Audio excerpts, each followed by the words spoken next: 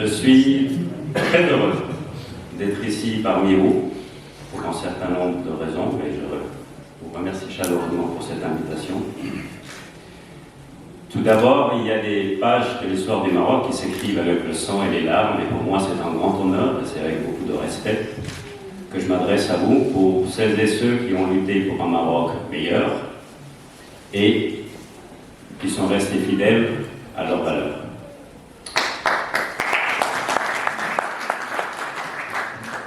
Ensuite, l'histoire du Maroc a encore beaucoup de pages qui restent méconnues. Quand j'ai écrit Héros sans gloire, un certain nombre d'informations n'étaient pas encore disponibles. Depuis, beaucoup de gens se sont exprimés. Maintenant, vous vous rappelez, c'était il y a plus de 20 ans.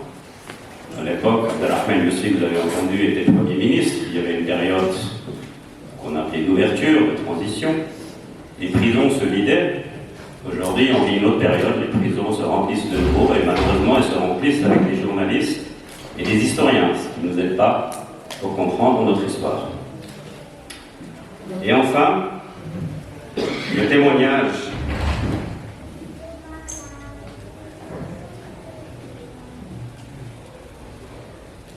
des acteurs ont beaucoup été faits oralement et heureusement on dispose encore d'un certain nombre de traces écrites. Et pour celles et ceux qui ont côtoyé mon père ont vu qu'il consacrait beaucoup de temps à écrire, notamment pendant les heures de la clandestinité, et celles de ceux qui ont connu la clandestinité savent que les heures se transforment en journées et les journées se transforment en semaines. Et ces écrits ont été rassemblés grâce au travail effectué par Abdelrahmi Bousta, dont je salue la mémoire aujourd'hui. Et je pense qu'en effet, nous disposons encore d'un corpus d'informations qui mérite que les historiens continuent ce travail de recherche et une analyse critique. On m'a demandé de faire une petite biographie de Mohamed Bennouna. Qui était Mohamed Bennouna? Je pense que la plupart d'entre vous le connaissent, natif de Rabat, né en 1938 dans une famille de résistants. Son frère Abdel Wahed était un résistant. Il a très vite milité dans la jeunesse du parti, Toufoul Charbia. Il a baigné dans ce milieu. Et aussi, il a très rapidement poursuivi ses études en Allemagne de l'Est. Il est arrivé en Allemagne de l'Est. On lui a tout de suite demandé de faire un discours sur l'assassinat de Patrice Lumumba, et dans la foulée, il a organisé une cellule d'étudiants marocains, une cellule en RDA, en République démocratique allemande, pour les étudiants marocains, une cellule de l'UNEM. Cet aspect qui consiste à consacrer ses efforts à l'éducation de la jeunesse est une constance. Vous savez tous que Mehdi Mbaka était aussi professeur de mathématiques en 1963 pendant les élections. Quand il sillonnait le pays, il disait à qui voulait l'entendre: mettez vos enfants à l'école. Il y avait cette idée qu'il fallait éduquer, et c'était basé sur une notion très très simple, c'est que après le combat pour l'indépendance, après la souveraineté nationale, vient l'émancipation du peuple. Condition nécessaire pour sortir le pays de plusieurs siècles de féodalisme et de tourner vers le progrès. Et je pense qu'on peut résumer le combat de Mahmoud Bennouna comme une tentative de réaliser cette vision qui a animé beaucoup de ses camarades au sein de l'UNEM et au sein de l'UNFP. La chronologie des faits du 3 mars, on célèbre le 50e anniversaire qui a été rapporté de l'intérieur par le témoignage d'Abdullah Belki de façon poignante, peut, d'après un regard externe, paraître anecdotique. Par contre, si on le replace dans son contexte, Ibrahim Mouchel a essayé aussi de restituer certains éléments de ce contexte historique. Ces événements prennent une toute autre dimension. Les événements dont on commémore aujourd'hui le 50e anniversaire s'inscrivent dans une dynamique historique qui se nourrit des prémices de l'indépendance, de ces tentatives d'émanciper le peuple, tentatives qui ont été réprimées. Au même moment, il y a une révolution en Algérie, il y a une révolution à Cuba, il y a un contexte international qui bouillonne. S'en est suivi la répression de 1963, l'exode des militants, la pourchasse des militants, l'assassinat de Mehdi Mbarka et la polarisation du conflit entre le pouvoir d'un côté et l'opposition. Je rappelle qu'en 1969, un coup d'État a aussi balayé une monarchie en Libye, tentative que l'armée marocaine tentera d'effectuer en 71-72 avec le résultat qu'on connaît. Tous ces éléments, vous les connaissez, je les rappelle simplement pour replacer les événements du 3 mars dans leur contexte, puisque à l'époque, l'UNFP se voyait réellement comme une alternative à la crise, comme une alternative à l'impasse politique dans laquelle avait sombré le pays. Donc, si le travail d'un historien consiste à restituer les faits, ce qui est aussi fondamental, ce n'est pas simplement la chronologie des faits, mais c'est d'essayer d'en restituer la signification. Quelle est la signification du mouvement du 3 mars? Et ça fait encore beaucoup de débats aujourd'hui. L'histoire est remplie d'exemples où un geste, une action peut faire basculer l'histoire. Pourquoi? Parce qu'un geste, ça vaut 1000 mots. Et c'est exactement dans cet état d'esprit qu'il faut replacer les événements du 3 mars. C'est une volonté de dépasser l'impasse politique dans laquelle sombrait le pays à l'époque. Mais il ne s'agit pas d'un geste isolé. Il ne s'agit pas d'une action irréfléchie qu'on a pu penser. Il s'agit d'un geste mûrement réfléchi, fait de rigueur, d'analyse, de préparation, d'entraînement et de discipline. On s'est beaucoup posé, et on continuera à se poser certainement la question du niveau de préparation du mouvement du 3 mars.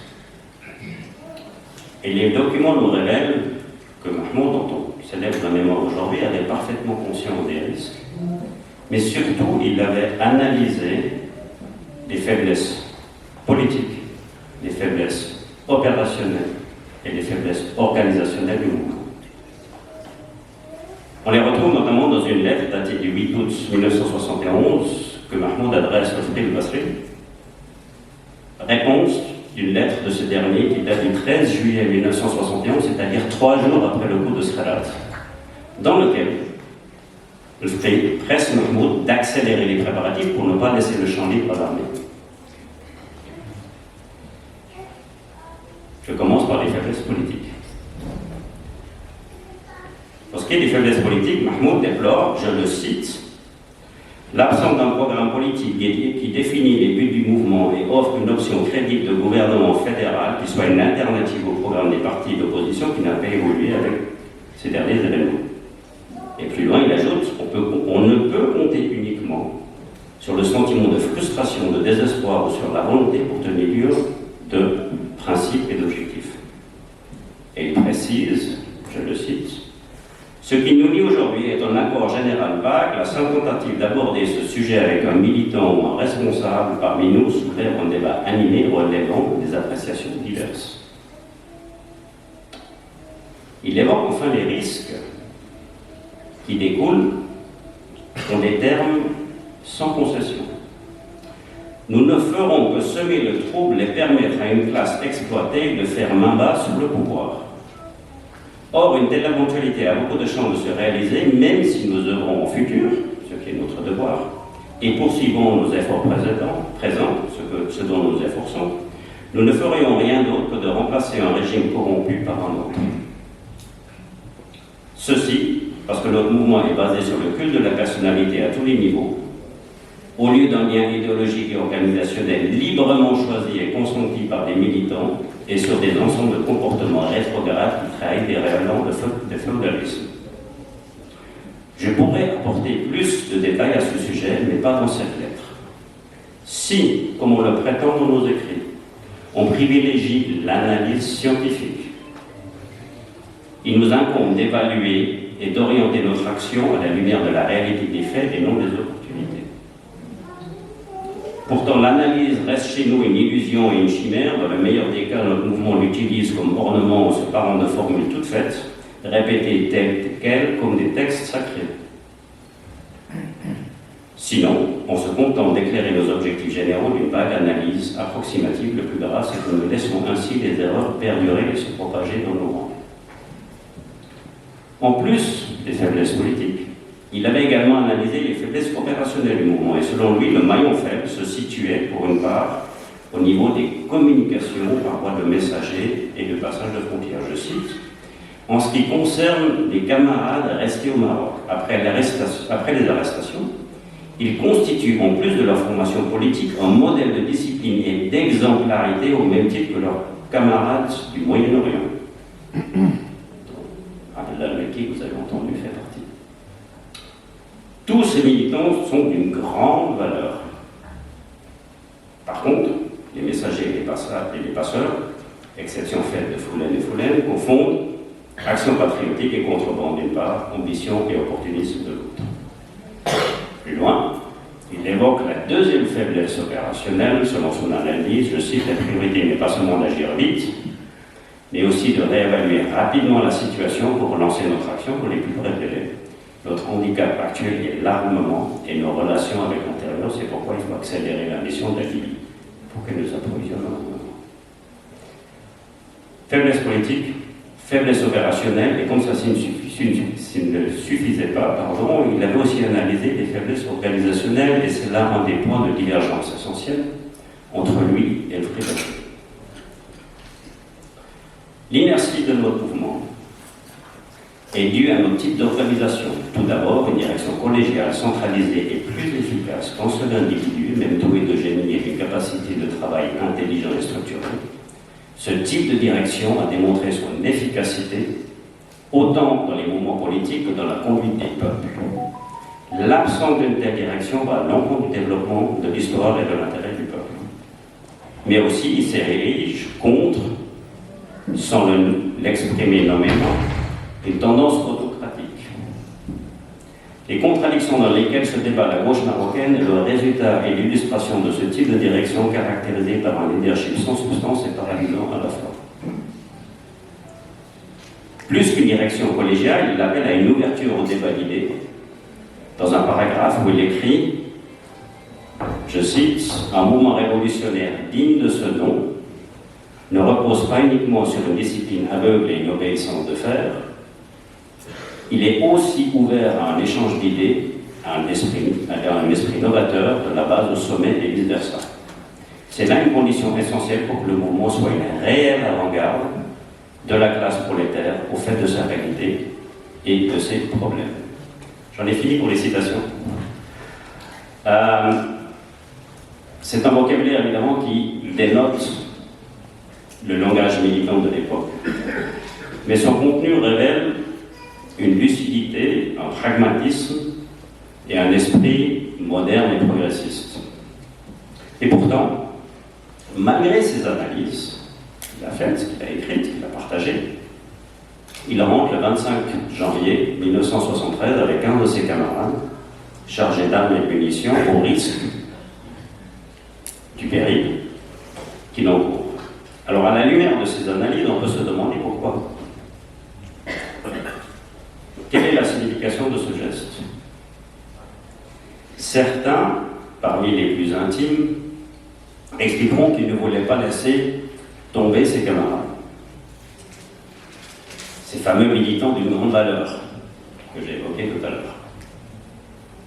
Et c'est en effet ce qu'il a confié à un certain nombre de proches.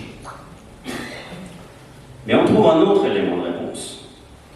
Et dans la même lettre que j'ai évoquée précédemment, il y a un passage révélateur où il évoque le niveau de préparation jugé très avancé dans l'Atlas. Je le cite. Au niveau militaire, les arrestations de 70 prouve que la plupart des prisonniers sont des paysans. Ce pourcentage reflète la réelle situation économique et sociale du pays et impose l'option d'une révolution populaire de longue haleine. Ceci, malgré le manque d'organisation dans les campagnes, qui, comme l'ont démontré les procès-verbaux de police et les comptes rendus d'audience des tribunaux, découlent de l'égarement des dirigeants ignorant des tâches qu'ils ont à accomplir.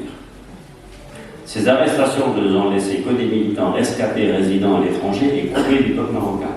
Or, le principe fondamental d'une révolution de libération populaire est incompatible avec cet éloignement. Cette condition est aujourd'hui réalisée d'un point de vue organisationnel dans l'Atlas. C'est une réelle lueur d'espoir, dès lors que les conditions nécessaires y sont réunies. Il importe que cette composante de notre organisation ne soit pas une éphémère opportunité, comme cela fut trop souvent le cas auparavant. Enfin, si on l'a dit tout à l'heure, un geste vaut 1000 mots, Mahmoud avait aussi conscience qu'un geste peut tout faire basculer. Et c'est là le troisième élément de réponse que je lis avec l'analyse qu'il avait faite, puisque rentrer avec les équipements militaires en passant les frontières pour compenser justement les défaillances que j'ai évoquées, ou que lui il a analysées, c'est une tentative de surmonter ces défaillances qu'il a identifiées et qu'il a analysées, et ainsi, quelque part, à travers un geste, accélérer le cours de l'histoire et ainsi compenser ces handicaps. En conclusion, après avoir tenté d'esquisser la raison, la signification, j'aimerais conclure sur la portée historique du mouvement du 3 mars. Le mouvement du 3 mars était animé par une vision forte, une vision puissante, et qui a été incarnée par des individus comme Mahmoud, dont nous célébrons la mémoire aujourd'hui. Et c'est la valeur de ces hommes, faite d'abnégation, d'intégrité et de fidélité aux valeurs, qui transforme cette vision en une lueur d'espoir. Ceci m'amène à conclure par un appel, car notre histoire éclaire notre présent, et elle peut inspirer le futur pour autant qu'elle ne soit pas amputée de sa mémoire. Et cet appel, s'oriente vers une restitution de la vérité, pour une histoire assumée. Tourner la page, c'est très bien, mais il faut la lire, il faut pouvoir la lire avant de la tourner. Parler de réconciliation, parler de transition, d'avenir, c'est fantastique. Mais il faut qu'on sache de quoi on parle. Restitution des sépultures des victimes de la répression pour honorer leur mémoire, à commencer par celle de Mehdi Boubacar, Hussein Manouzi et Mahmoud Bennouna, qui, contrairement à ce qu'on a dit, tombe est toujours non identifié, après plus de 10 ans de tergiversation de l'hiver. Enfin, restitution des droits et de la dignité des victimes, encore bafoués, car le calcul cynique qui consiste à attendre que les derniers acteurs de ces événements et les avocats de la vérité disparaissent est un mauvais calcul. Pourquoi? Car les plaies restent dans la mémoire collective, même si les gens disparaissent, et va continuer à alimenter un sentiment d'injustice aussi longtemps que cet appel ne sera pas entendu. Je vous remercie pour votre attention.